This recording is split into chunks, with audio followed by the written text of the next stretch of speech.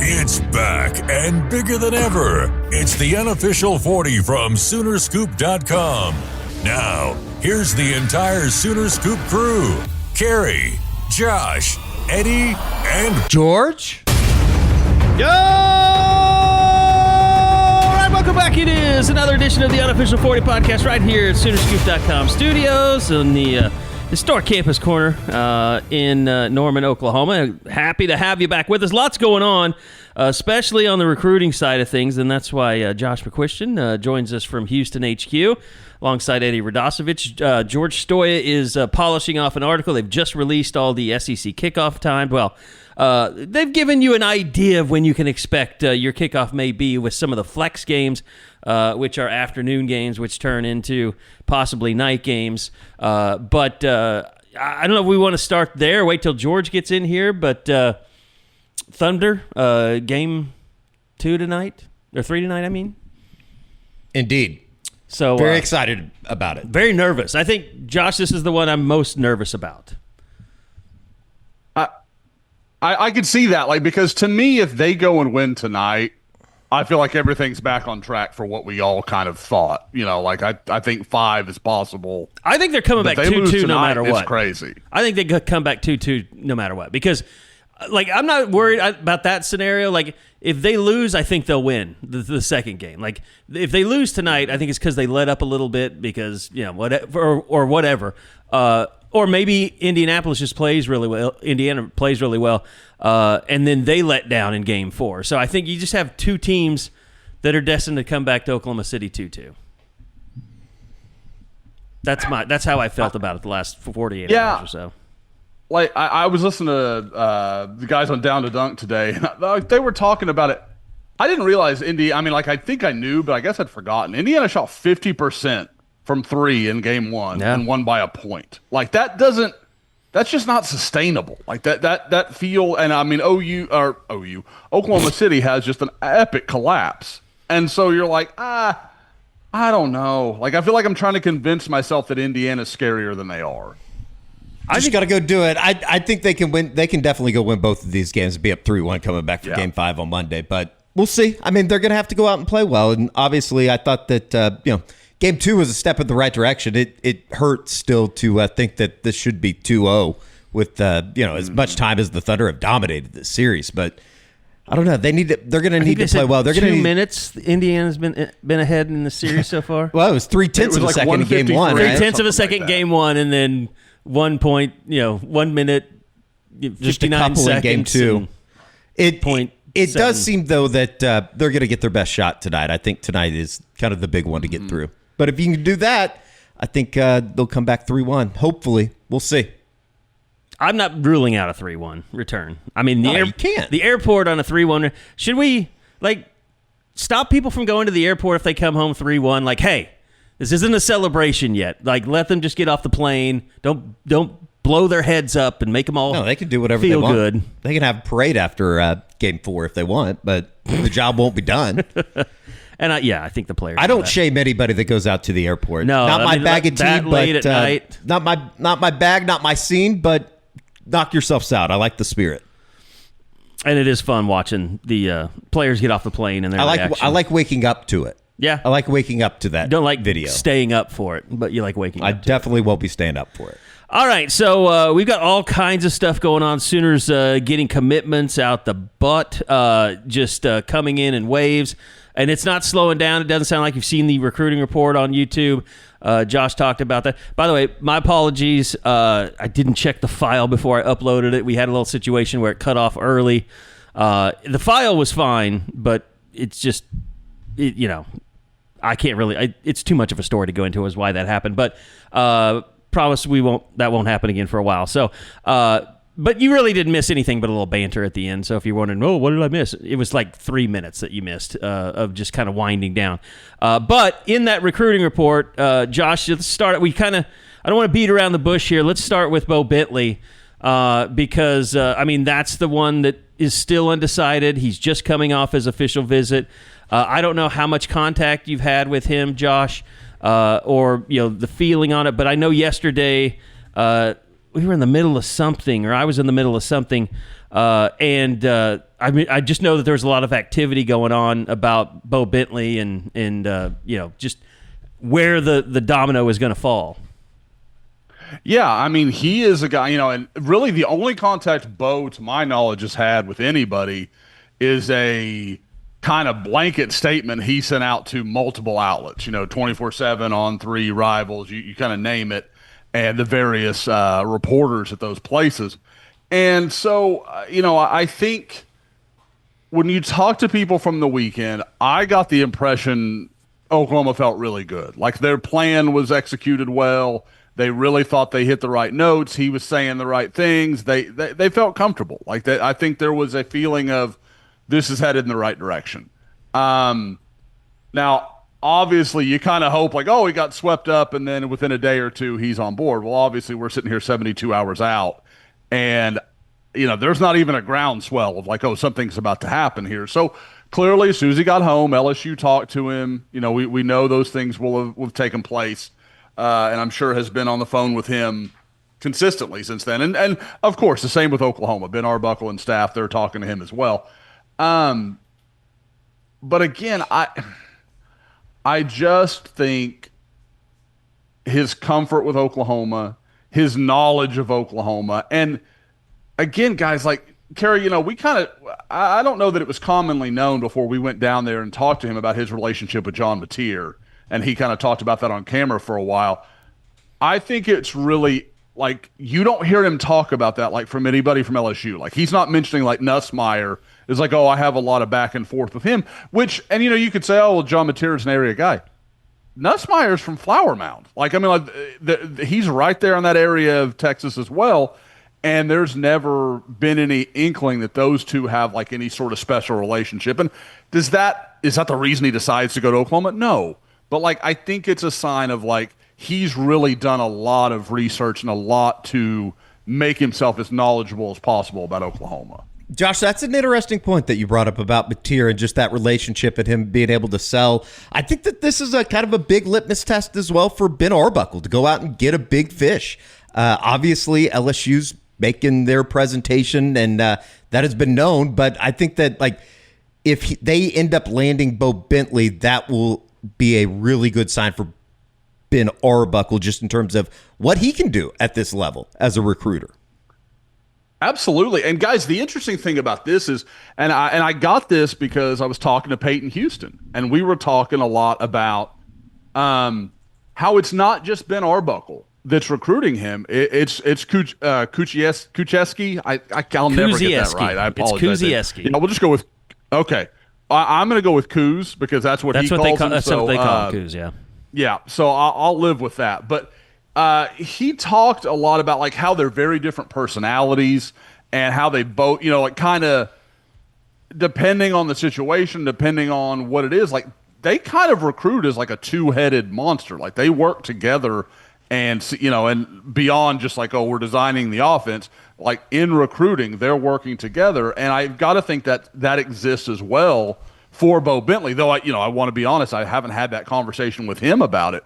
But I think that is really interesting. And talking to Peyton about kind of the personalities of each guy, you would think, based on what I know of Bowe Bentley and kind of the way he plays, kind of a lot of, he's very, very energetic, very active. You can tell he's a guy probably not listening to a concerto before the game. He is, listening to something to get himself ramped up and going crazy. And Ben Arbuckle seems very much that type. And that I feel that is a interesting thing to kind of navigate. But I think it's also interesting going forward because you have two different, almost two quarterback coaches that you can kind of use, kind of make one your front forward guy if you need to, if it's a kind of player that maybe has a different personality type. I can't remember. I just saw so much crap flying from the weekend. Was he talking or somebody talking about Cam Ward being here in Norman? I don't think so. He wasn't here, was he? No, he was quoted as saying basically he had talked to him about Ben Arbuckle is how I took it. Josh, did I misinterpret that or misread it? Yeah, no, I don't think you did, Eddie. What I couldn't tell from the article, I think it was Steve Wiltfong's article, if I remember right. And I apologize to Chad Simmons if I've got that wrong, but I think the part I couldn't decipher was, did he speak to him this weekend, or is this just a conversation they've had previously and it kind of came up within the context of the conversation they were having? So that part I don't know, but it's clear again. Like I said, I mean, I think Oklahoma, through literal, and over the last month, and really especially this past weekend, has thrown everything they could at Bowe Bentley. Like every weapon that they had at their disposal, they have put to use. And don't misremember too that I think even though he transferred to Miami and had a phenomenal year, Ben Arbuckle was up in Green Bay when Cam Ward went number 1 this past April during the draft. Yeah, he and again, I mean, I hate to keep bringing the guy up, but he and Kuz both were in that picture. I mean, they both went up there to see him. So I think there's no question. I mean, like Cam it's not been a deal where, I left Washington State and I left that behind. Like, I mean, he's been very appreciative of Ben Arbuckle and kind of what he did in his career. I think it's also interesting too that, and this has been talked about, believe me, we're all tagged in those articles, so we see the back and forth between the OU and LSU fans.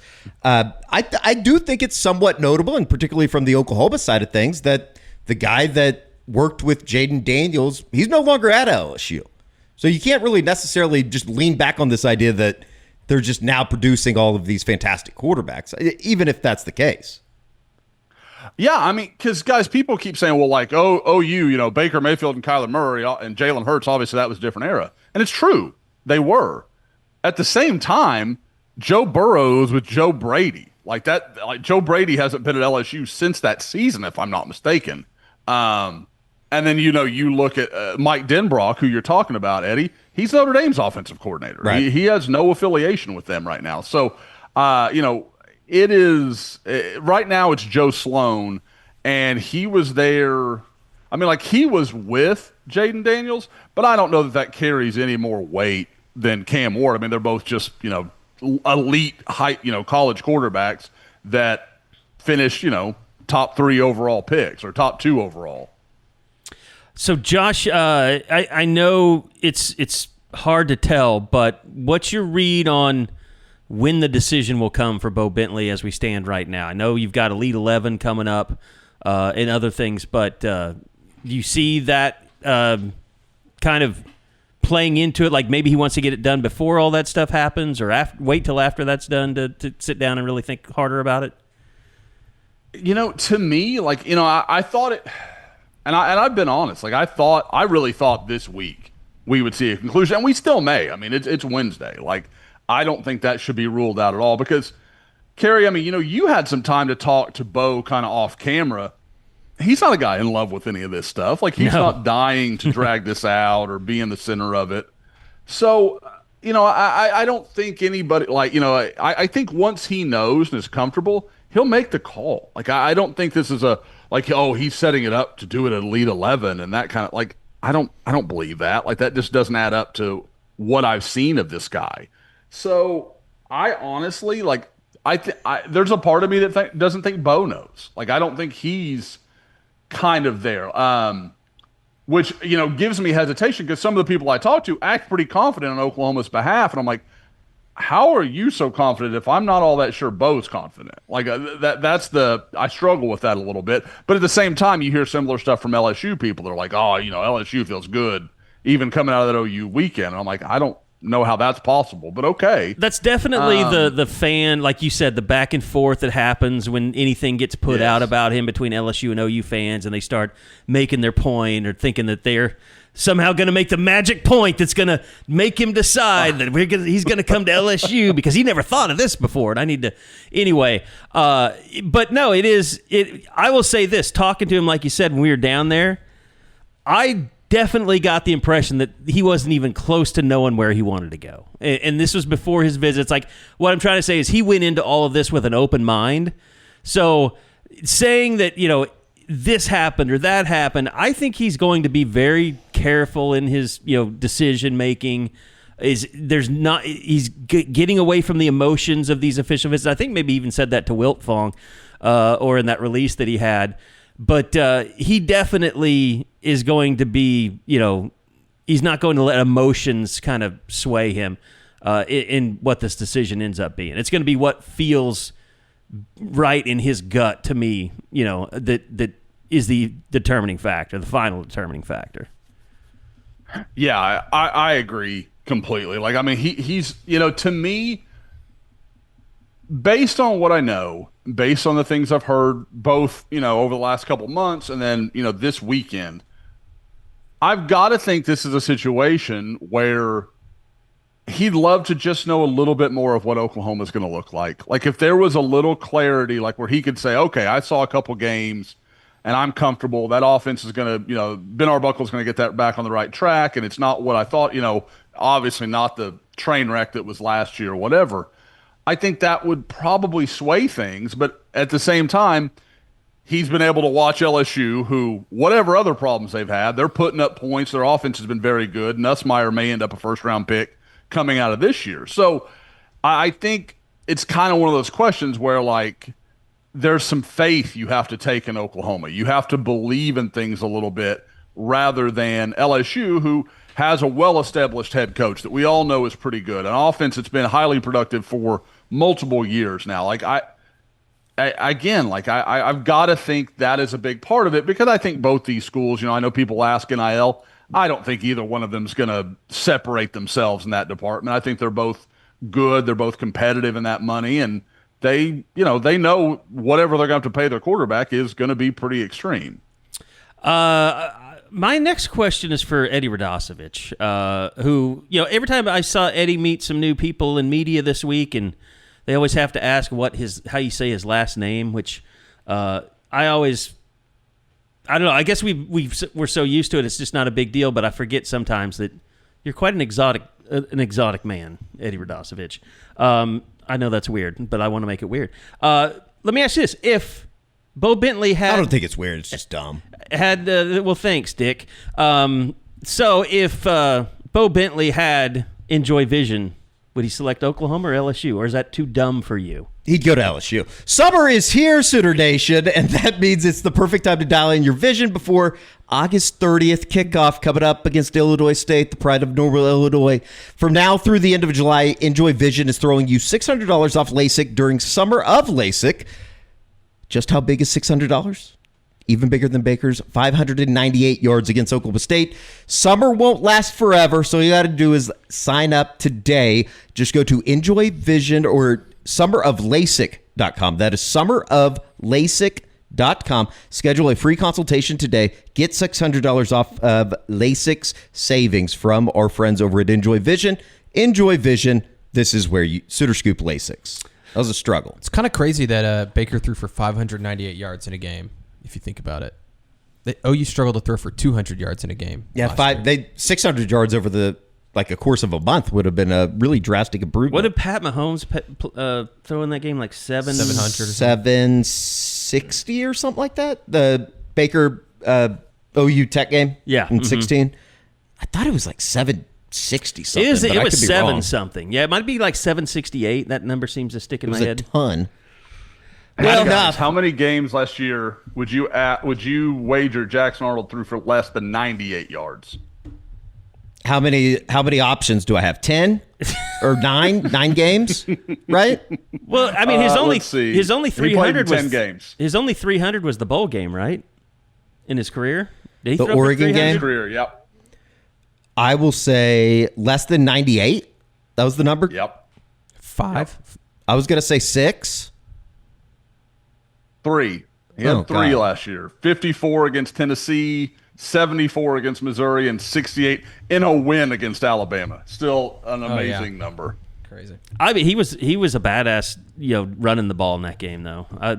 He put it all on the line. That was an impressive performance, even though he didn't complete. It was impressive, but at the same time, if it would have been like a one-score game and they needed to throw on a 3rd and 10 to convert a first down, they would not have completed that pass. No, it was impressive because it was so bad. It was almost impressive because it was Alabama that was the one that was taking it to the other side. It was impressive how bad Alabama was. Right. That's what I mean. All right. Also, want to remind you guys that if you're looking for more energy, better focus, or just want to stay ahead of the game, check out NAD Plus injections from Cody Drug. It's the next big thing. Tons of Hollywood celebrities are doing it. They're talking about it. Eddie is talking about it. He's a celebrity, even though he's a jerk today. But you don't have to run off to Los Angeles in the middle of the night to feel better. It's quick. It's easy. Just head to CodyDrugRx.com, book a short telehealth visit, and your NAD Plus injection or nasal spray ships out the very next business day. Also, they custom compound everything in their state-of-the-art sterile lab. I know Will paid a bunch of money for that thing, including specialized medications for men's health, weight loss, anti-aging, and more. They love working with Oklahoma med spas and clinics, so if you're in healthcare, they're ready to team up. Again, that's CodyDrugRx.com. They'll help you feel better faster without the stadium steps. So thank you to Will Douglas of CodyDrugRx.com. Go check him out. And Josh is a proud client as well. So, all right. Moving on, the SEC schedule has been released. George has been typing away and now joins us on the program. That was by far, I've watched a lot of stupid television. The dumbest. That is the dumbest show I've ever watched in my life. And I like Dari. Dari was great. He was the star of the show. SEC Network is fine television, I guess, but my God, what a waste of time. I feel like that was more flexes this year than that they 100%. Had. Like last year, it was pretty cut and dry. Like, this is the kickoff time. It's either going to be afternoon or night, or boarding or afternoon. Yada yada yada. It seemed like this year OU has had a lot of flexes. OU has 4 flex games this year. So which means when we say flex, that means it could be anywhere from 2:30 to 7 p.m., which is fine. I mean, I still think it's beneficial to the fans to know that, because then they know, okay, my morning's free, right? I can get there, I have time to tailgate, whatever. But it's still kind of just I don't know. It's just a stupid television show, because just give us the press release. And I think ESPN figured that out about 20 minutes in, because then they emailed out the whole schedule. It was before it was the show. It was like, okay, this is really stupid. Yeah. Well, the NFL, they did week by week, didn't they, this year? Like, they didn't even release the whole schedule, which was just ridiculous. There's only 4, only out of the 12, 4 early kickoffs. Which but only 2 at home. That's what I was going to say. They will be noon kickoffs in Philadelphia for Temple. It'll be a noon kickoff in Columbia for the South Carolina game. And then the 11 a.m. against Missouri on November 22nd. And the, what was the other one? Ole Miss. Ole Miss, October 25th. Which that game, the Missouri game will be at 11 a.m., but the Ole Miss game could be at noon. Question. Yes. LSU, the weekend of Thanksgiving, could that be flexed into a Friday? Or are they locked into November? Actually, as I asked that, is November 29th a Friday? No, it's a Saturday. Okay. I think they already have a game for Friday night. The SEC does. Okay. That's locked in. So I don't believe that. Yeah, that is. Well, put that at night. But that's a night game. I think it largely depends on. It largely depends on. Is OU any good? If that's going to be a night game. Yeah, for sure. Do they look at that as like the scheduling stuff? And I can't believe I'm even asking this, because I really don't care. But does OU get like in the NFL, when you have a bad season, you end up getting this is a third place or below type schedule? Do they consider that when they're looking at the kickoff times? I think they do a little bit. Okay. But I think Oklahoma is going to get some, primetime games, or at least night games. 1, if they win, but 2, because their schedule's so damn hard that you look at some of these games. Well, I think it's how could you play OU Tennessee not at in the afternoon or evening? Yeah, for instance, like, and here's the thing too. Like, I think you can look at like the Auburn game, for instance. Like, if Jackson Arnold is terrible and they're not very good, like, that's going to be a 2:30 game. Like, they're opening that 5 to 7 window because they think, if Oklahoma's good and Jackson Arnold looks really good, that's going to be a made for TV matchup. Whereas they know. Well, I mean, to me, that's a compliment. Anytime you're in a flex to be between 2:30 or 7, like, it's better than them just saying you're playing at 11. Yeah, I will say, and Josh said this on the board. I think OU got a break playing South Carolina in the morning. Not to say that all of a sudden becomes an easy game. No, I agree on the with road, you. But playing there at night, I think would have been a really, especially the week after Texas. Hand up though, it does kind of suck. I wanted to see personally, it at night. I wanted to see it at night too, but. That worked out well for We'll OU. have to. I wonder if that will be a early bedtime over at the Beamer household that night. the Friday before because we're staying with him, right? I did talk to Shane, and he did say we could stay at his house the night before the game. That'd be awesome. He will not be there. Oh, because the team is in the He'll hotel? be with the team, yeah. He'll be at the team we can hotel. Hang out. We can still hang out. I'm sure it's a big house. Be awesome. Anyways, the kickoff times are out there. You can find them. They're everywhere. But most likely the game that you're wondering about, we don't know the time yet. But the But the order, that's also Auburn's early like it was. South Carolina it's a little earlier than it was last year. It's like a couple weeks, I think. Like Tennessee is probably the one that's pushed back the furthest. I want to say the first South Carolina game was October or like middle October, wasn't it? Well, it was right after the Texas game. Yeah. So it was like the 18th or something like that? Yeah. So it's the same as this year. Yeah, okay. Oh. The Tennessee game's later. The Tennessee's later. Missouri's a little bit later. The Kent State game kind of threw a wrench in the schedule. Otherwise, it would have been very identical to last year. But you do have 2 bye weeks, which I think you need in the SEC. I think it's going to be super weird ending the season with back-to-back home games. I can't remember the last time that's happened, that we've been in town for those final 2 weeks of November. And it's a break for OU in the sense that, if you're sitting there at 10-0, 6 or 7 wins, and you get 2 games at home against teams that, look, I think LSU is going to be pretty good, but a team in Missouri that I think you should beat, and a team in LSU that you should at least be in the game, and you get both of them at home to finish the year, maybe those are the games that you look at and you say, that could get you to 8 or 9, in maybe a great season you get to 10, but those having them at home back-to-back is pretty good luxury. Will they do the SEC regular season championship presentation on the field, do you think? Not in Norman. Oh. Let me ask you this. What teams? It's the same teams. They're playing the same teams they played last year. How many teams on this schedule? And this is peak off-season content right here I'm giving you. June 11th. How many teams on this schedule are going to be worse than they were a year ago? I would say Texas. I don't think Texas is going to be as good as they were last year. I just don't. Auburn with Ole Miss Jackson for Arnold? Sure. Tennessee is no doubt. I think Tennessee could be better.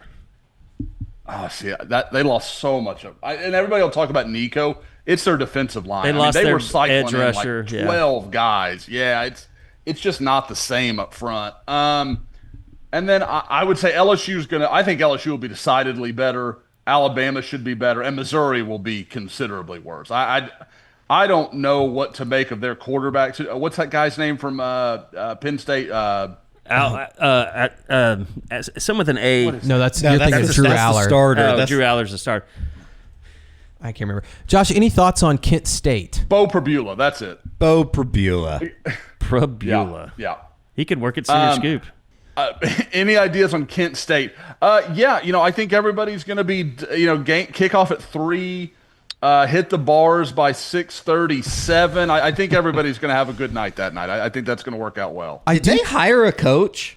Because they just fired their head coach. I will say that I think the most interesting game, maybe it's not the most interesting game, but a team that I don't know if they're going to be better or worse, and it's not in the SEC, it's Michigan. I really don't know if they're going to. I think they're going to still be pretty damn good. Yeah. What does that mean? Well, they weren't great last year. What does that mean in the grand scheme of things? And I think a lot of it has to do with the last time that we saw Michigan. They were beating the dog shit out of Alabama in the bowl game. Well, how many times? Here's the thing: how many times is Michigan going to throw the ball with? Was it Underwood the quarterback? I think everybody thinks that he's going to start from day one. I think what we're going to see in Michigan. Look, I think OU is going to get them early, but if you told me by the end of the season Michigan is, an 8-4, 9-3 team, yeah, competing for all of a sudden they're finding a groove and they get into the Big Ten and maybe their schedule. I don't know what their schedule looks like, but they get some of those easier opponents and they're starting to win some games. I think OU kind of again catches a little bit of a break that they're getting them week 2 at home. I think that I did that. The Craning Company did a hit with them earlier this week. It'll be out at the end of the week or next week, I think, but. I think the best thing for Oklahoma would be you win that game. If you can survive that game, get through week 2, then you, as an Oklahoma fan, you cheer for Michigan the entire rest of the way, especially if you're going to try to get into the playoff at a 9-3. Michigan 2005 football schedule. They have Notre Dame, second game of the year. Wisconsin, Michigan State. Notre Dame. That's what it says in Ann Arbor. Notre Dame in Ann Arbor. Oh, it took me to 2004. They've already played that Carey game. Murdoch. Well, I did 2025. 2005 earlier, then you said 2004 this time. Oh, my Carey, God. What decade are 2025 is what I should have been looking for. I think we know where they'll be week 2. I do that. That's this is not an old man thing. Like, that's just one of my ticks, man. I write checks and I hit 2005 instead of 2025. I think it's because I don't want to be old and come in here every day and have you guys make fun of me for being old. I want to go back to when I was younger, you sons of bitches. Carey, I don't think you're old. I think you have dementia. Don't joke about that. That runs in my family. Same. It's coming for me. It runs in mine, too. Days. It wasn't a joke. Let's leave dementia off the table as a joking point. Nebraska is who they play. Central Michigan, Wisconsin, USC, Washington, Michigan State, Purdue, Northwestern, Maryland, Ohio State at the end. They can win 9 games with that schedule. Yeah. I just don't know how good the Underwood kid is and how good can he be quickly. Like, that's the question. And are they going to kind of put training wheels on him to start the season? And I just think Brent Venables against a freshman quarterback on the road for the first time, and you got a veteran guy in John Mateer that, again, I know he hasn't played for Oklahoma, but has played, high-level college football. I just lean towards OU. I do think it'll be a close game, though. And obviously, they're going to come in. I mean, it kind of tells you with what they did with Sharon Moore. I mean, they feel like Oklahoma's going to be a tough team for them to beat because they're not suspending him for that game, but they are for the Nebraska game. Still just awesome. I love that. I love that part of college football. I need college football so bad. Like, even just thinking right now, like, I wonder what Nebraska is going to, like, how good are they going to be this year? I don't know. I mean, there seems to be some optimism up there. Sure. There kind of always is, though. I mean, they do a really good job of firing a coach before they can just I do think they have apart. a quarterback that's worth the shit. Yeah, Raiola. That guy they had. Yeah, Raiola's the guy they had. The Sims guy, was it? Before? Oh, the guy that couldn't stop fumbling 2 years ago? Yes, 2 years ago when they went to Colorado, and he's just awful. Or did he go Georgia Tech, I think, and he still couldn't fumble? I mean, he ended up even playing, right? Or no, he came from Georgia Tech. It was the other way around. He came from Georgia Tech, That's went what to it was. Nebraska. And I can't remember where he spent last year. Did he start at Arizona State? Like, I almost want to say he was like their week 1 starter, and then ended up they went to Sam Leavitt. And Leavitt ended up winning the job, and the rest was history. Let me ask you guys this on June 11th. Who's your pick to win the conference? The SEC to win the SEC. It still feels weird thinking like, I don't know. Maybe it's just me. Remind me who Georgia's quarterback is again. Gunnar Stockton. He's the kid that played against Texas in the SEC championship game. Is it just completely ridiculous to still say I think Texas is still going to be really, really good? But I do think that there were some question marks that you mentioned, Josh. They lost a lot of production from an offensive standpoint. Arch could still be really, really good, and they still take a little bit of a step back, just as much as Oklahoma could be better, but still have a lackluster-ish record at the end of the year. I think both could be true. Absolutely. I mean, like, guys, you look at this offensive line, like I mean, don't get me wrong. What they have to replace is better. Or like what they're replacing, what they lost with, is better than what Oklahoma was working with last year. But it's a very similar scenario. They lost a ton up front. And, you lost, obviously, Kelvin Banks, the first-round pick. The guy that I think goes underappreciated is Jake Majors. He was a multi-year starter at center, really led them. You go back to the 2023 game where OU beats, Oklahoma. Yeah, and I thought they were different up front that entire rest of that game. They did not look the same, and Oklahoma kind of dominated the inside of that game. I'm picking Texas. And people are going to give me shit for it. I just think that you deserve it. I do think that they have one of the more talented rosters. It's just does it all come together? And I just trust Sark to figure it out on offense. And I think Arch is going to be pretty good. I don't know but my sleeper team is LSU.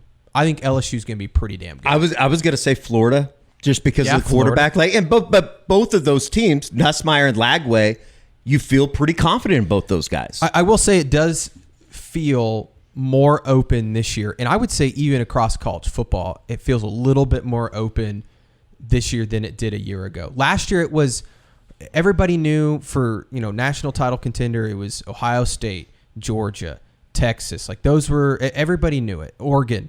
This year, it doesn't feel that way. Like, I don't know. And I'm sure it'll still be Ohio State, Georgia, but I don't know. It just feels a little bit more open. The ball going to keep rolling with Oregon? I don't know. Or is that just a certain... Like, I think it's going to be really fascinating because I know a lot of people, including this podcast, we kind of crown Dan Lanning to a certain extent. I still think he's a fantastic coach. Yep. It's just going to be kind of interesting to see now that as he moves into what I would consider kind of his era up in Eugene, how that thing, is there some longevity there, especially having to go against all these Big Ten teams? Yeah, Eddie, I love Dan Lanning. Like, yeah, sure. I like the Dan way Lanning. he recruits, I like his style, the whole thing. But at the same time, like, I think it comes down to their quarterback. The Dante Moore kid that was a big-time recruit, went to UCLA, played as a freshman, now he's back at Oregon. Or, I say back at Oregon. He was committed there forever. And I don't know. Like, I don't hear the reviews out of there where they're like, oh, yeah, this guy's going to be, like, just wait, let him grow up a little bit, and it's all over. You don't hear that stuff. But again, I think they've got a great staff. I love the OC there.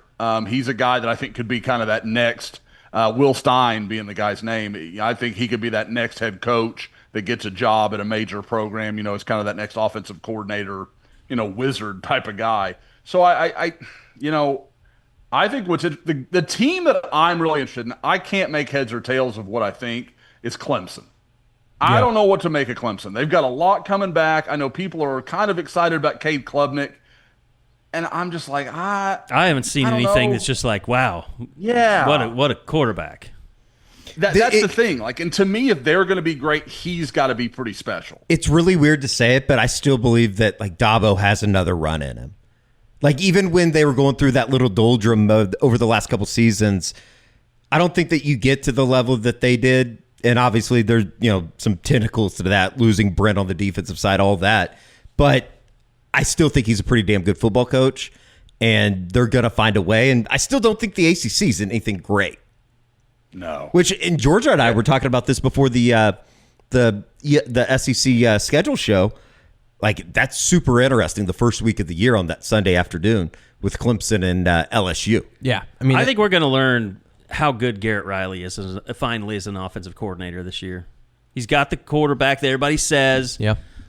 Is he going to be able to dial it up and do things to where people are like, oh shit, that guy's a really good offensive coordinator? Yeah, I think that's fair. And if it doesn't happen, you just have. I think that the perception is going to be, well, he's not his brother. There's always been like an ancient saying that if the younger brother fails, you have to murder the older brother, which is I've always thought was kind of interesting. Saying, huh? Yeah, you have to find him Putnam in City North. You have to find him in South Palisades, and you have to kill him. You have to murder him. We're not teaching him his ways. Yeah, I think that's right. By drowning or something like that. Ancient death prophecies are always drowning people, aren't they? Yeah, if they had enough water to the Palisades, it'd still be there. Okay. Fact, yes or yes. That's a fact. These are the things I get like just like panicked DMs from people sometimes. It's like, if Eddie keeps saying that stuff, YouTube's going to demonetize you. And I'm like, well, this isn't really on YouTube. So it's a podcast. It's we'll know we've made audio. it. We'll know we've made it when that happens. That's when you know. It's the new way of canceling people, I guess. Claim that they're going to get you demonetized. All right, so schedule is out. We'll have more of that. George has got the story up if you want to see it in front of you and be able to look at it yourself and talk around the office about how many games OU is going to win and which games are going to be. That's the great part. Now, do we have like Phil Still magazines out yet? Like Athlon's, I think, is out now because they've had all those quotes. Somebody tweeted out a picture this morning and they were reading a preview magazine. I don't know which one it was though. I think Athlon I thought Phil Still doesn't come out until like July, like middle July. Well, remember I'm literally ordering my Phil Steele right now. Okay, like that's happening. To say when it comes out. I know that you get the electronic copy, I think, earlier. Didn't somebody say Phil picked OU to finish third in the SEC? I saw that, but and he had I don't know if them that as was the number somebody one trolling or defensive not. line in the country. Phil still did. Josh, you really those are need high to expectations. you need to support the remaining Barnes and Nobles and just go in there and pick one up off the newsstand. I can't get the. But I like the digital copy. Yeah, I hate that. I like having the physical copy, and I keep it in my backpack, and then I look at it religiously for a month and a half, and then by middle of October, it's like, why do I still have this in my backpack? I'm gonna tell you, if you have a Phil Steele, and you just have it with you, like if you're on a trip or something, motherfuckers will steal that thing if you leave it sitting around without guarding it. It's I've had so many of those things stolen, probably 5 Carey, or 6. You lost those. No one stole your. No, Phil they've Steele stolen my. Well, I mean, magazine. it doesn't help when you're doing it at sports related conventions and things like that or whatever. You either lost Or it or media they're days. sitting in your car somewhere, and you just don't my realize. car's very clean. I don't believe that. Are we just doing the 2 lies and a truth now? Both you motherfuckers go out there right now in the parking lot. Josh, we should go live on Facebook for this. Go. I don't care. It's not that bad. There might be a. I'm He going set out this there. up. He did claim. I did put all of the receipts that have been laying around in the office in my front seat. Well, that's not clean. Oh no! But and there are some not. Here we go. You're backtracking. No, I'm just saying. I'm just saying there are receipts in the seat that weren't there yesterday that I didn't take in the house. Eddie's going to go get pictures, I know, and there are some business books in the back, like not really self-help, but Gary V type bullshit books that I just can't stop from getting. Do you read them? Do you read those? Or are you the person that buys those, or do you read them? I read them. Really yeah. ingest? I mean, there's also a computer programming book sitting in the back, so the Python book. That I believe wholeheartedly. But yeah, other than that, it's not that bad. If that is all that's in there, Carey, that is a strong effort from you. I have stepped into your car before and been like, I don't know how you live like this. It is Can't even sit concerning down. at times. Well, the thing that helps is when you burn $45 a month on the car wash service and the detail service. You want to be able to make good on that. Yeah, just hole of money. Eddie is gone for a very long time. The parking lot is right behind us. To be fair, while Eddie is gone, his car is not clean either. I've ridden in his car. So why is he so obsessed with my car? If my car is clean, that means that his no, he's because a disaster. you said that it was clean, and we both were like, "That's just there's no way that's it's true." not terrible. He's back. Why can't you just go out the back? Why do you have to go out the front of the office? I didn't think about it. And walk around all the parking lot is the We need a door verdict. to the parking We need a lot. verdict. You know how we talk about the OU offense and how there's a bar, and it just has to be a little bit higher than the bar, but the bar is so low that I would say, yes, it is clean. Okay. It is clean. And granted, But remember, there's a certain level. I'm telling you, there may be a couple of straw wrappers I think in the floor. That happens. That's part fair. of life. That's fair. But that's the worst of it. I would not have challenged you if it was a shithole. I guarantee you. So the only part, I was like, oh, he went and cleaned it. He's had this cleaned recently, and then as soon as you started backtracking, I was like, oh shit, this might be he might have just overstepped it. well, you know what it was is because I had to go to that funeral this week, and so I so was you had worried. people in your car. I was worried that people were going to ask to be in my that- car. see, that's and a take them cop-out. somewhere.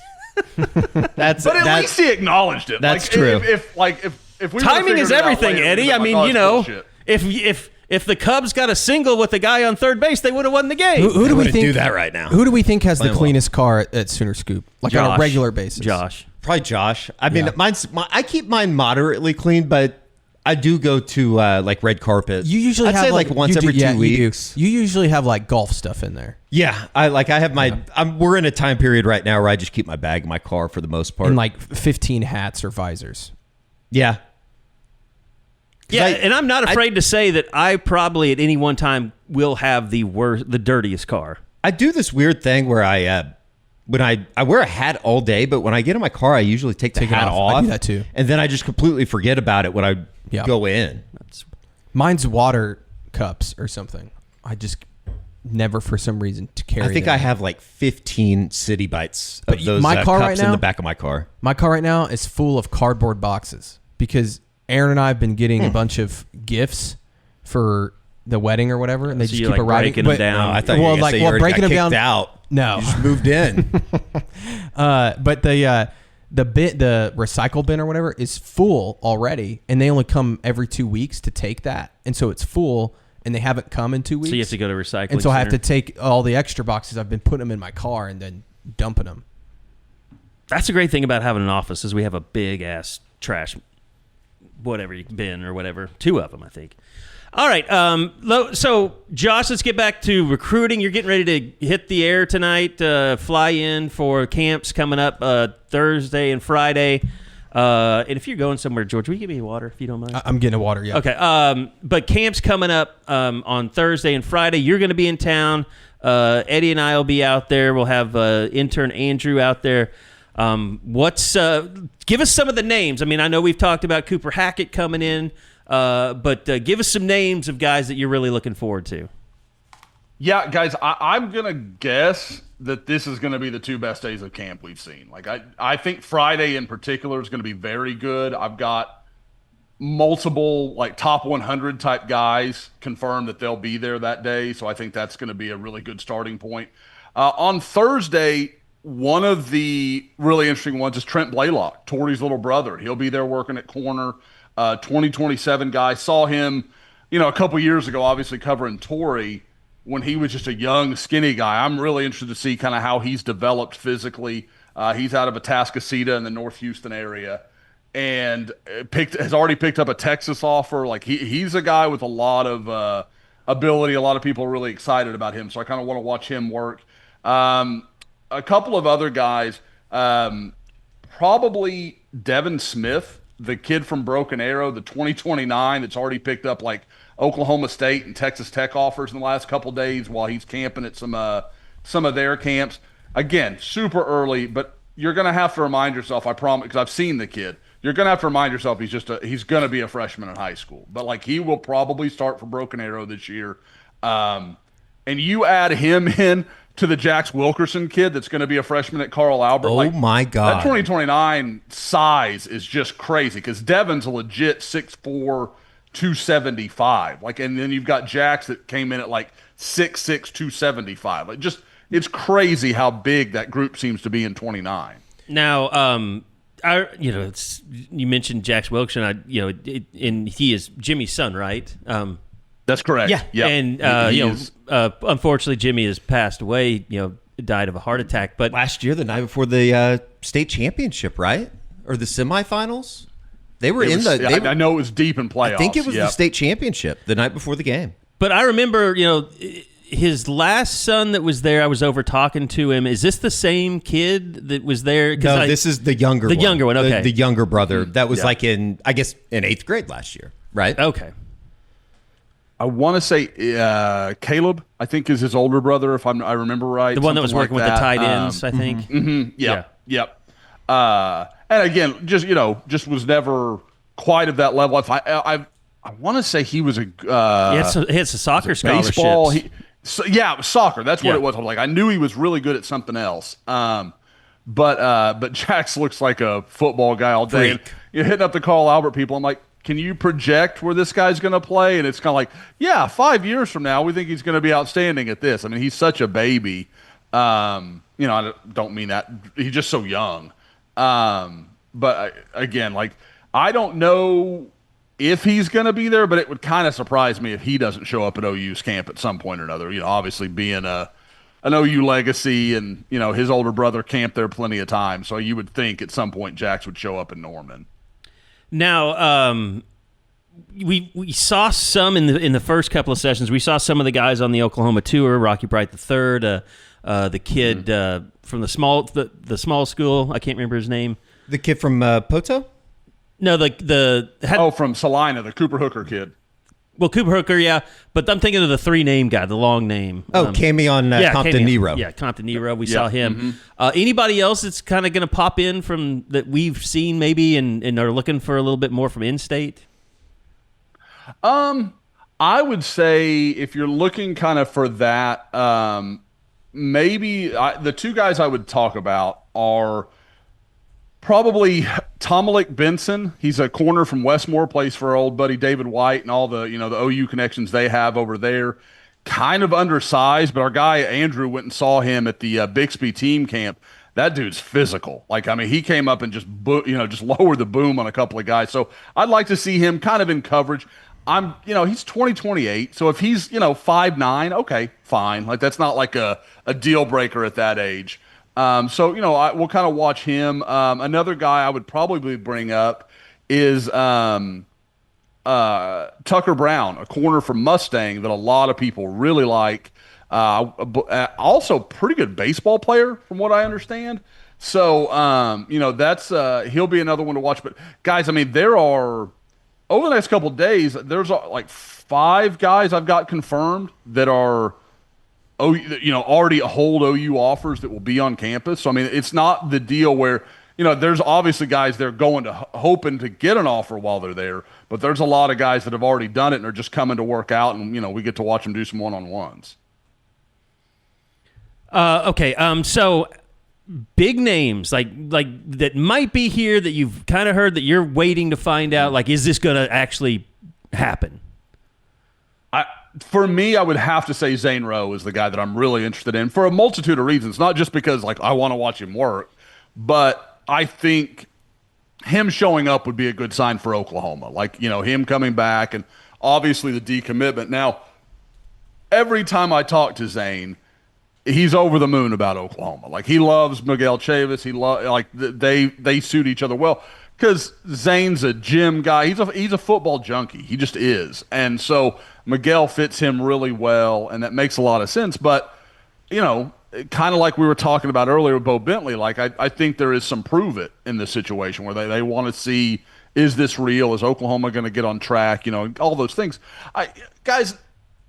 And maybe we can talk about this in a second, but I had an interesting conversation with somebody yesterday, or actually earlier today, and it was kind of a question of, if OU had last year in their 4th year in the SEC, would it really have mattered? I don't know if it does or if it doesn't, because, I think everybody had this idea of well, maybe Oklahoma's not going to fit in the SEC, and then in year 1, they really mightily struggle and look nothing like the OU team we're used to seeing and covering. So I wonder how much they get. I feel like people are overreacting to 1 year, where if it had been year 4 or 5, it would just be yeah, that happens in the SEC sometimes. I'm sure by the time everybody hears this and is listening, they'll have seen it on social media. Just go to Malik Hawkins' Twitter page. It's incredible. And see the dunk that Elijah Thomas threw down at the Lloyd Noble Center. I don't know if they were just doing something today or messing around over there. It's just insane to look at what this kid can do athletically. And I know that we talked about it a little bit on the one of the recruiting reports, I think. Just seeing him out at camp, physically, he might be one of the more impressive guys per size, per capita. Obviously, PJ is going to get a bunch of attention and recognition, but Elijah Thomas is what is that? Not calf, but quads. His legs are just massive. All right, back to recruiting. No, again, guys, and I'm sure George gets them too, but I get every week in board chat, what are you hearing from offseason? And if you just say Elijah Thomas, you're safe. Because, there's no way, what I'm seeing and his physical maturation in a short amount of time, you're that dude's doing impressive work. I know he is. All right. We've had 2 camps so far. There's going to be 2 more, and then that will be it. But stay tuned to, Soonerscoop.com. Stay tuned to the YouTube channel. We'll be doing lots of breakdowns, just like we have been. George has something to add. I just wanted to add that I've spoke to Josiah Jefferson, the little brother of Tony Jefferson, and he will be visiting Oklahoma this weekend with Tony. Very nice. Tight end, right? Tight end from Southwestern College. And a tight end that would be And it's a junior eligible. college. There's a chance he could be eligible for this fall. I don't know. He said that he has to figure out some stuff with the NCAA, but the hope is that he could maybe be eligible this fall. That'd be dope. So 6'5", 230 pounds. Is it like grades related? Probably. I'm not exactly sure. Josiah told me that, if not this fall, then in the winter, for the off season that he would be eligible. And this is a guy that, like, as much as you love the idea of him playing, I highly doubt he would play much this year anyways. And I don't even know if he's like a scholarship type of guy. He's never played tight end. He's actually played wide receiver, put on about 25 pounds is what he told me. He's now trying to play tight end. He looks he's got really, the he size. looks the part. Yeah. He played some safety, obviously, like Tony. So anyways, fun story. I'll be checking in with him to see how it goes. And that was kind of just brought up on social media when Tony Jefferson said, anybody, he tagged Jim Nagy. And tagged Jim Nagy, and Jim Nagy offered him. Yeah, that's crazy. And he'd had like a Maryland offer and somewhere else, I think, once that happened. So he visited Arizona last weekend. Okay. All right. Anything else, just team-wise that I think's been... I mean, you have a Regents meeting coming up on Thursday that you're going to go to, George. We haven't really talked about. I mean, I know we did a video about the staff changes, but and that's now live on YouTube too. I just flipped it a little bit ago. Okay, so yeah, we had the recruiting report. Wanted to give it time, so now we've got a new basically a staff confirmation. It's not really a practice report, not really an instant reaction, but we talk a lot about. Jim Nagy hiring, making that all official. But I think, the one thing, in the NIL, the house stuff, I mean, we can talk about that here for a minute if you want to. But I think the one thing with that interests me most is the on the sports medicine side of things and hiring in, I forget his name. I haven't seen it enough. George. Jonathan Gress. Jonathan Gress. And let's see, is there going to be another hire in that area, or expected to be? Yeah, so they hired Jonathan Gress from the Saints to be Oklahoma's new head football trainer. They are also hiring a return to play specific trainer, and that title will be return to play is like what their title will be. And I'm told that could happen in the next couple weeks. They're in the interview process for that right now, and I'm assuming Jonathan Gress will be a part of that. But yeah, this is something that Oklahoma, and we've talked about it on here, had a shitload of injuries last year, and people weren't blind to that, and they were like, why is this happening, and why also are these guys not ever getting back onto the field? Like, we have to look at this. And so OU had a third party assess it during the season, basically, what's going on, is the athletic training staff doing something wrong? What they found was that the athletic training staff wasn't doing anything wrong, but that they could potentially make these additions.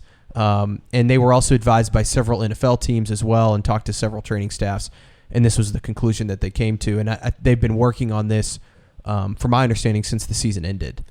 Well, and here's the thing too. It's like, you talk about, and George, you were covering the Broncos for a while, but when you have people that undergo major surgeries or injuries and coming back, it's not just sometimes it's not just the team that has a say in this or that, or coming back from that injury or when to play and stuff, but you have a whole team behind you, which is agents and marketing people and in your own, probably, I don't know that there's so many personal trainers for NFL guys out there as there are with high school kids. Oh, there's more. There's more. It's a bigger deal. And some guys train at the facility, but a lot of these guys have personal coaches or trainers and stuff. And that was something that you're seeing more of in college football, especially with the higher end players. They all have personal coaches or trainers now. And that's kind of what I was getting to, and they want to have their say in, when a guy is coming off of injury, or getting a second opinion on the injury. I think that happens a lot more than it used to. But Gress and his team will now kind of be able to work with them, just as Jim Nagy, as the front office. This will be a little bit of a front office for injuries, if you will.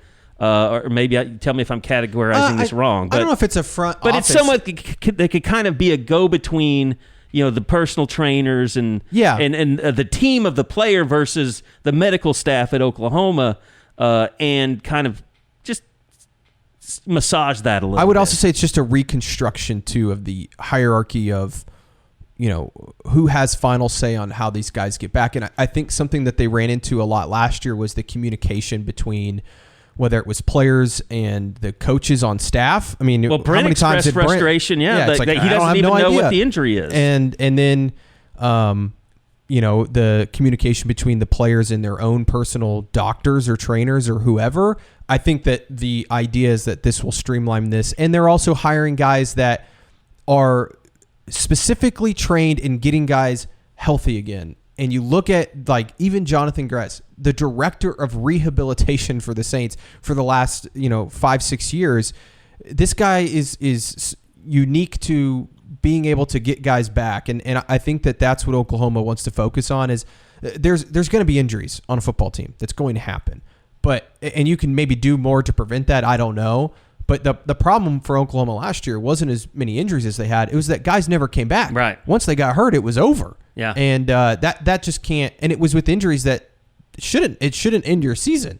So I think that's where. Well, look, and there was a lot of we had it on the boards. I mean, our entire site was up in arms about questioning the sports medicine staff at Oklahoma because of these injuries, and it was a mess. And I don't think at the time maybe the administration understood. What was going on. And we even checked in, and there was some internal, issues and people questioning inside the program, like, are things being done the right way? So, as you said, they brought in a third party to look at it all and see how are they doing things.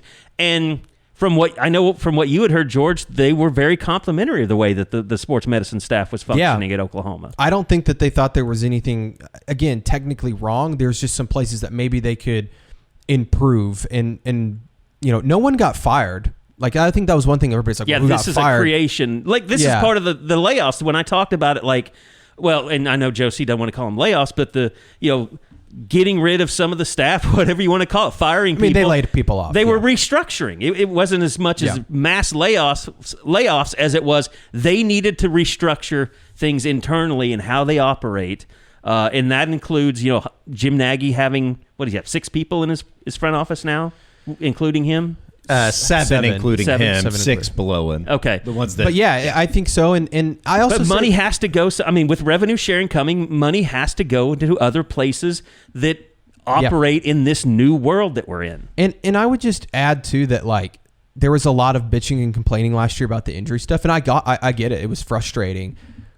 Oklahoma went out and did something about it. You can't say they didn't try and fix it. This was something that, from my understanding, in September, there were people in the athletic department and the university level that deal with, training or medicine or whatever, that were like, what the hell's going on here? And then that's when they hired the third party, group to come in. People are like, well, why do you have to hire a third party? It's like, well, because there's you can't, Joe Castiglione can't go out there and be like, oh, the athletic trainer's not doing that correctly. Yeah, you have to go and get someone that's done it very professional, can come in with a clear look at what's going on versus, oh, well, the reason this happens is because of this, and this happens because of this, and you get finger pointing. You just need somebody with a fresh perspective, to come in from the outside and say, you guys are doing this wrong, or nobody does it this way, or you guys are doing things the right way. And that's what happened. Yeah. So I don't know. I think it's a good thing. I know there's people out there like, well, the Saints have a ton of injuries. Well, welcome to the NFL. Every team has a ton of injuries. So I don't think that that's something unique to the Saints because of their training staff. But again, it's one of those things, just like the front office hires. Looks great on paper. No idea what it looks like on the field and how that helps Oklahoma win football games. I have no idea. But you would hope that more guys get back on the field, and it's my understanding they're already working. Jonathan Gress is already starting to work with the training staff, and I'm sure he's working with guys like Jaden Gibson and Giovanni Gibson and trying to get them ready for fall camp in the season. So, and the other thing is, their job has nothing to do with Jerry Schmidt's job. He is strength and conditioning. I don't know why people thought that. That's a totally different. I just think there's just nobody talks about it. You don't interview the medical staff we even tried to interview the medical staff, and they're like, well, we don't want to do stories, because they're just, they don't care about that stuff. I mean, so people don't have an understanding of the hierarchy and that stuff, and it's the same with all administration. I mean, I think most people feel like, and maybe rightfully so, like the compliance department is just one guy telling everybody you can't do that, you can't do that. When there's 5 or 6 people, or there used to be in that. I don't know if that's the other thing. Like, what does compliance look like moving forward in the future with revenue sharing and all this stuff? There's just and like you said, you were trying to say it, but Joe's got a lot of criticism, Joe Castiglione. But if you hear people talk around the country about what Oklahoma's done in their athletic department, they're like, these are people that are ready for revenue sharing. That's all that anybody talked to me about down at Destin. Is and there was a lot of talk also, like, are they going to can Brent Venables? But there was a lot of talk of like, boy, they are doing some different stuff at OU in terms of innovation and trying to think of how to build a front office, and how much of that is Joe C and how much of that is Joe Harris, I don't know. Randall Stevenson as well, I think, is involved. But either way, I do think that OU has become a very intriguing program right now in terms of what they're doing with. I mean, they're hiring a bunch of guys that have a ton of NFL experience, and how does that translate to college football? Yeah, and we've talked about that on the pod before. We're going to see. Well, and yeah, I mean, it's just all this stuff is a mess, and now that the House versus NCAA has passed, so it allows for the start of revenue sharing for OU to pay players. It doesn't necessarily mean this is a smooth operation moving forward, because I still think the clearinghouse and the Deloitte stuff and the College Sports Commission, like, the first time that they tell somebody like a Nagy candidate, like, no, this deal is not, you getting $1 million is not NIL. This is not approved. They're going to get sued. And we have to go through all these lawsuits. So it could be a year or two where things are still exactly the way they are. Maybe longer. I think it was Dellinger that reported this morning that there's a group of women student athletes that are going to sue the NCAA for Title IX.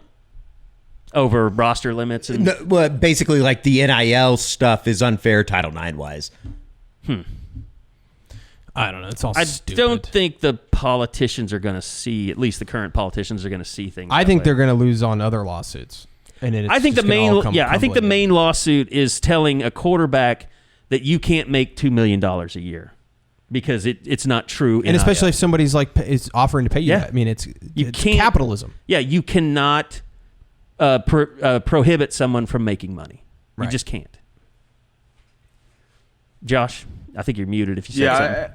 I did. I muted myself. And it's especially true when we can talk about it being a settlement, and that's great.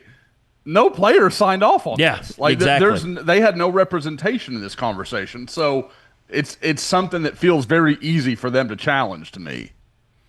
Yeah, and to me, like I said, the easiest part, first time they say, and I wonder if they'll allow some of these deals to go through that aren't just like $4 million, like if there's something, or the Nico stuff, like, wanting to restructure his deal in December or whatever, like, maybe it'll be good for that. And maybe they'll, maybe the John Mateer, they'll be just like, whatever he's making, we hear between 1.5 and 2. But like, maybe they're just like, okay, well, it's $1.5 million for a starting quarterback in college football that's raking in billions of dollars, so that's fair. And maybe they won't just try and go line by line, like, what commercial is paying you this and what commercial is paying you that. We don't know, but they're going to have to be careful because they have to know that lawsuits, are just lining up to, or people are just lining up to sue once they say no to something. So it's going to be another long road to go through. Nothing's solved. I don't know when they're going to have to start submitting these NIL deals to the College Sports Commission. I think that's the next step in this thing.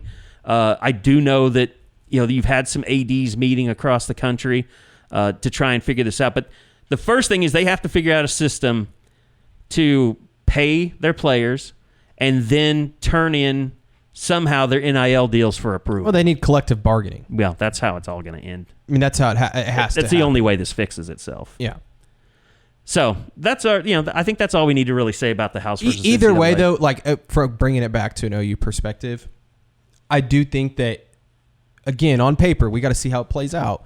I think that they have well positioned themselves to at least be able to identify the right talent they need. Like, I do feel like they are doing that right now in terms of the scouting. And I think recruiting this year, and Josh has talked about this, is a curious case because you have this mesh that's going on that's happening right before our eyes in terms of, maybe some differences in who they want to recruit. And so we're not going to really see how this works until maybe a year or two from now.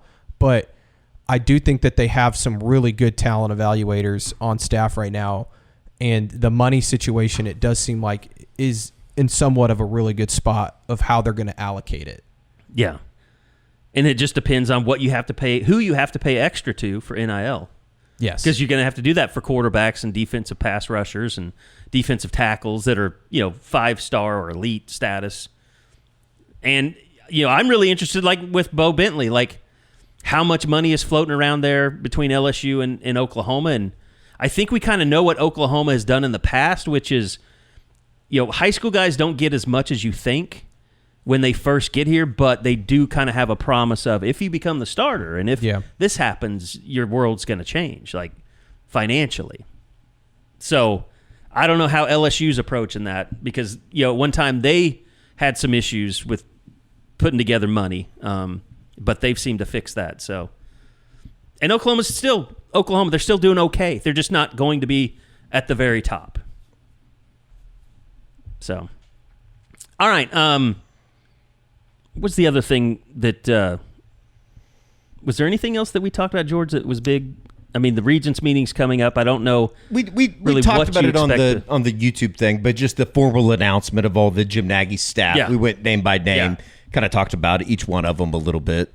And that's probably better. Yeah, that's probably better left. You can check out the YouTube video that's up now because that really goes over that in depth. But like you said, George, a lot of NFL experience. I think they had the number of years in the announcement. 67? I mean, just incredible. Like that? I mean, and of course, Lake Dawson alone from the Bills, yeah, he's got 25 plus years of NFL experience. I mean, Jim Nagy as well has, I think, 20 plus years. So, lots of guys from the NFL and as well as guys from college, the college level that, have, I mean, even Taylor Redd was the director of player personnel at Wake Forest just a few years ago. So, or I guess maybe it was about 10 years ago now, but still. And we've said this before, Josh, just being out there at camps, like we're seeing how they are working with Brent Venables and the rest of the staff. I mean, those guys, Nagy's guys, are always close together unless they're out, doing individual stuff or setting things up. But they're right there with Brent watching all these guys, just like we are and taking mental notes in their head. And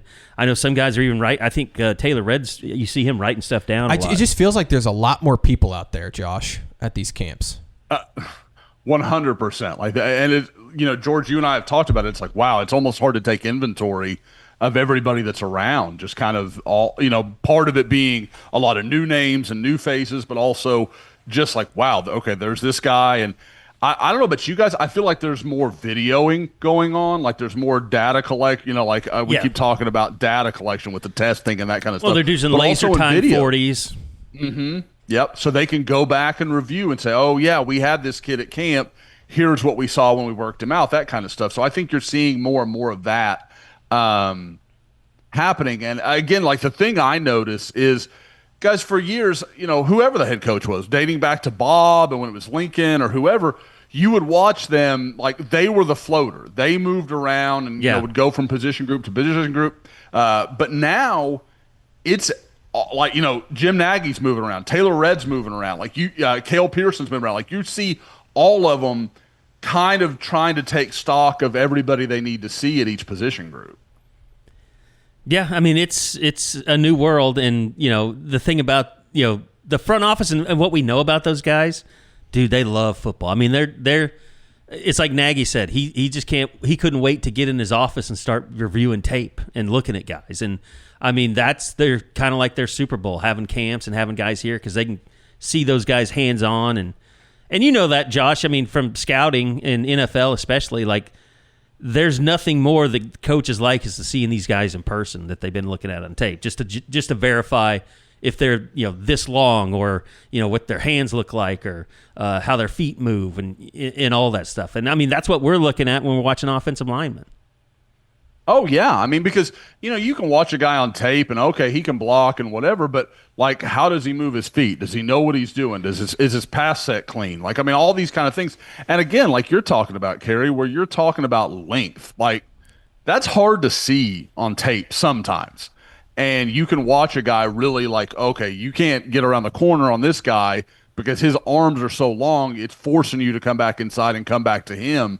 And that's a win for an offensive tackle. Or as a corner, it's easy for him to reroute you because he's so long armed. Like there's all these things that it's really hard to see until you see him in person. And that's why, again, that first day of camp, I was like, wow, this is not what they were looking for. But I thought day 2 was a good step forward. And then again, like I said, I think day 3 and 4 will be the strongest we've seen.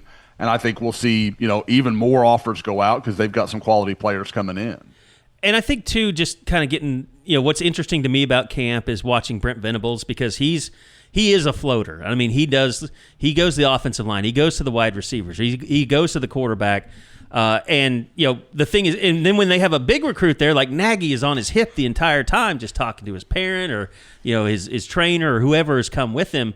So Nagy is really, he is like an extension of Brent where, he's taking charge of, the hospitality and just making him feel comfortable and building that relationship with not only the player but the people he's brought with him. So to me, that's kind of been interesting to see in camp as well.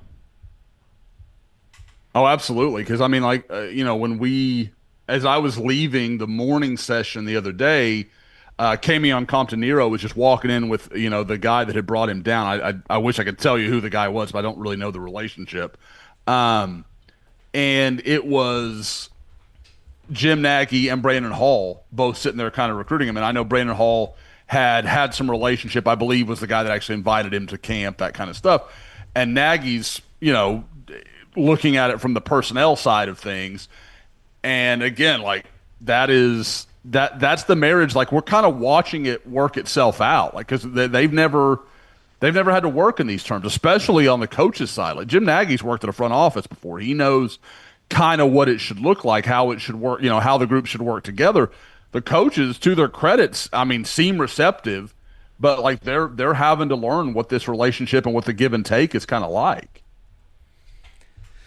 All right, it's gonna be fun through the rest of the week, and as I said, keep checking out Soonerscoop.com as well as the YouTube page, and we will let you know exactly what's going on. Have pics, have video, have some shows for you. Outside of that, Eddie, I know some lot of accolades have been coming in for some guys on the baseball team here with postseason awards. Yeah, Kyson Witherspoon and Easton Carmichael were named All-Americans by Perfect Game. The Perfect Game, I think, was the first website or whatever that puts out All-American teams to come out. So there will be more D1 baseball and all that kind of stuff. But pretty cool. Cool honor for Kyson, obviously. But I thought it was even more cool for somebody like an Easton Carmichael, who second year in a row, technically. He was a National Baseball Writers Association, I think, gave him a third team a year ago. He's the first, I want to pull this up to make sure that I don't mispronounce or credit it or whatever, but he's the first All-American in back-to-back years since Casey Bookout in 1998, 1999. Pretty cool.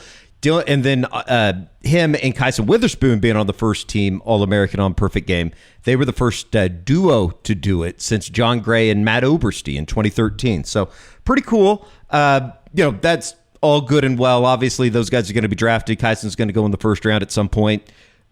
I would imagine that Easton is probably somewhere in like the third, fourth, fifth round. It'd probably be my guess. I think those two, Cade Crossland, Malachi Witherspoon, they could all end up being, I would say, first 6, 7 rounds, something like that, which, you're going to probably end up losing them. We'll see what happens with Dylan Tate. But I've been pretty impressed with what they've been doing in the transfer portal so far. They have 4 commitments so far. LJ Mercurius is coming in from UNLV. He was the second team All Mountain West. He could end up being a rotation guy on the weekends in conference play. Struck out 12 in a complete game. It was the first complete game since 2015 for UNLV this past season. Had a 3.29 ERA in 53 innings, 11 starts.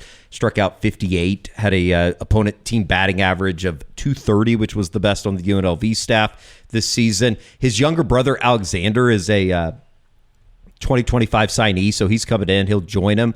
But the most interesting thing with Mercurius, the LJ, the pitcher from UNLV, he will be a part of the USA Baseball Collegiate National Team, which Kyson was a year ago, and it could kind of end up being maybe that same trajectory that we saw Kyson on going into this past summer and then obviously into this season. Camden Johnson committed on, I guess that would have been Tuesday night. Really, really good player. 2 straight years of second team all AAC out of Wichita State. Hit .323, 17 doubles, 9 stolen bases a year ago. Grant Stevens' younger brother, Nolan, I'm pretty sure he had a home run on the Sunday game. He was coming in from Mississippi State, 2-way product, hit .320 and 4 bombs a year ago, 6 doubles, 21 RBIs. Played in 29 games for Mississippi State. I think he will project to be in the middle of the Oklahoma lineup next year. And then Caden Brumbaugh coming in from Nebraska.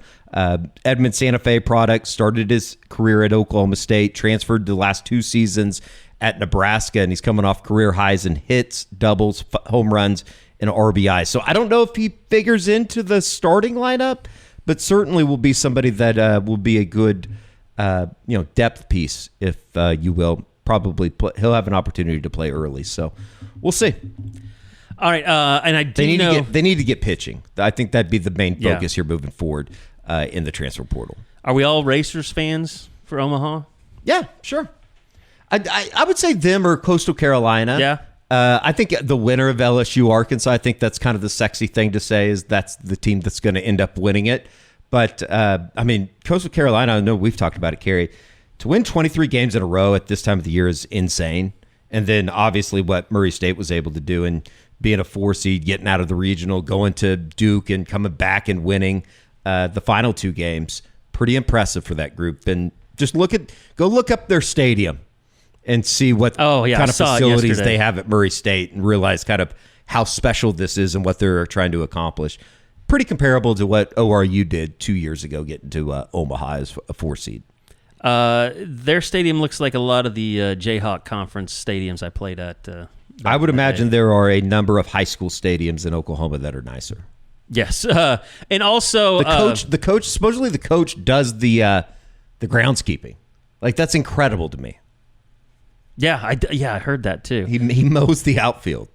And I also, obviously softball. We'll probably try and do a NIL or a portal wrap up show at some point. And it sounds like softball is kind of wrapping up with at least the pitchers, because I know Bob Prisbillo had said, they got the pitcher from LSU. Sydney Berzone. They needed an ace in the circle. They went and got her. And as far as people saying, well, get more, I think Bob kind of put the message out there. The reason they're not searching for more is because they feel good about the girl they have coming in. Did you see the numbers that the girl from Pensacola put up this year? Her ERA was .10. 224 strikeouts. 0.10, back-to-back Gatorade Player of the Year. I think that they're going to be all right. Opponent's hit batting percentage was .097. I mean, truly, so they basically got, what'd she allow, 2 hits this year? I'm guessing that she wasn't on the mound when they had that one loss. Or no, she did have a 28. She had 28-1 record and a save. Just to guess, I'm guessing that she probably pitched against a team that had a couple other Oklahoma commits. I don't know who Pensacola plays. It's got to be, right? Because again, and it says they went to the 2A state title game. They didn't win state with her? No, you know who did, I think? I think it was Washington. Of course. Of course it was. I think. I could be completely wrong about that. I know they're really good. I remember when we were out there a couple years ago, they had more softball trophies than they did football at that point, or the state championship thing. So it's insane. They're a powerhouse. I'm looking it up, but I'll probably end up in the year 1994. Oh, the 2A state championship? Yes. I thought it was Washington. I thought that's what one of the coaches told me. They finally got, because they had been, I think historically they've been like a powerhouse, a dynasty in slow pitch during the fall. And I think this was the first year they were able to get over the hump. I'm showing Red Oak High School, but again, this for all I know, maybe it was. Congratulations to Red Oak. Well, no, this wouldn't be, because this says they beat Binger Oni. I mean, that could be true. Oh, but they played Pensacola. Yeah. Are you looking at softball? That could be a 2A baseball. state softball championship in Oklahoma, 2025. Okay. Well, congratulations to them. But Bob said they got to the state championship game. I trust Bob more than I trust myself. Could the just be making Oklahoman it up. says ending the season with a runner-up finish in Class 2A for the second straight year. Interesting. But it still doesn't say who they lost This to. might be like slow pitch softball. I don't know. Are there girls slow pitch? They play slow pitch, I believe, during the fall. Yeah. Well, Google Gemini, you suck. All right. I think that's going to do it for this week. We're going to have plenty of stuff coming up through the weekend with the camps going on. So stay plugged into Soonerscoop.com on that. And it's been fun. George, any last words? Nope. Going to Austin this weekend For your bachelor party. Correct. Are you still doing go-karts? No. It was too expensive and also 30 minutes outside of Austin. And I was just like, I don't think any of us are going to want to do that at 2 o'clock on Saturday.